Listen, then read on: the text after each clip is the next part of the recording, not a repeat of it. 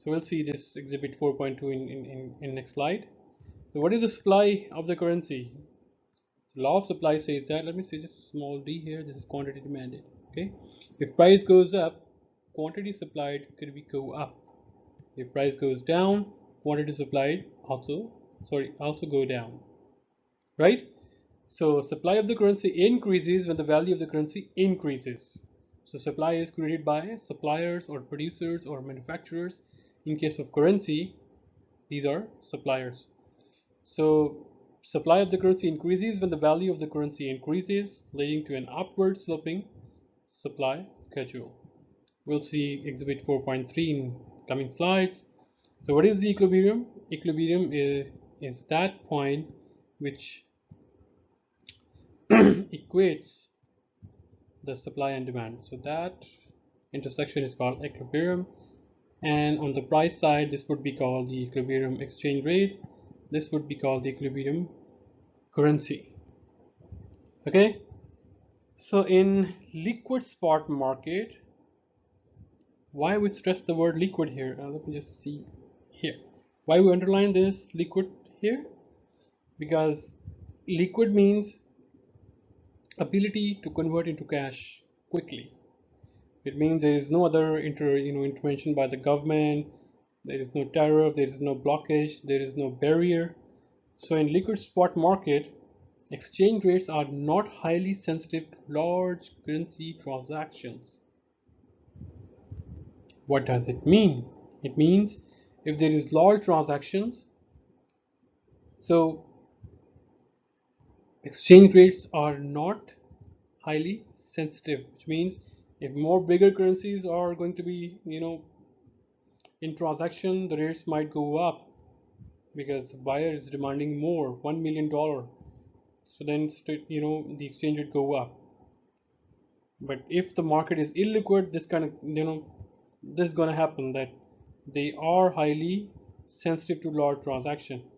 But if the market is liquid, there are more buyers and more sellers, and transaction numbers are increasing, the volume of purchase and sale are increasing, then the impact of large currency transactions are negligible. So here we go, we have the demand schedule for British pound. So the y-axis, we normally write down prices. On the x-axis we normally write down the quantity. So what is the demand schedule? Buyers want to buy the quantity when the price is low, right? So that's why it is downward sloping.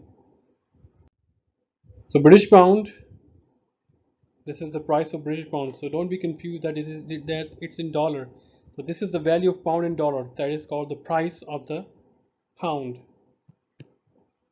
So supply is upward sloping. Why? Because as a supplier, you want to supply more pounds when the price of the pound increases. What is the equilibrium? Equilibrium is the intersection of demand and supply here. Let me just remove it because this diagram is perfect and my artistic ability is not very good. So I'm not gonna draw here, I'm just gonna make you understand what's going on here. So this is the demand and this is the supply. This is called equilibrium. So on the equilibrium, if we draw, if we want to find out that what is the price of the pound when it is on equilibrium, this is 1.55. So the equilibrium price of the pound is $1.55, and this is the quantity that suppliers want to supply and buyers want to buy at 1.15, right? Here we go. So I'm going to be finishing the class right now. The next, the learning objectives of chapter 4 we will be discussing in our next class. So until then, stay safe, have a nice weekend. See you next time. Bye bye.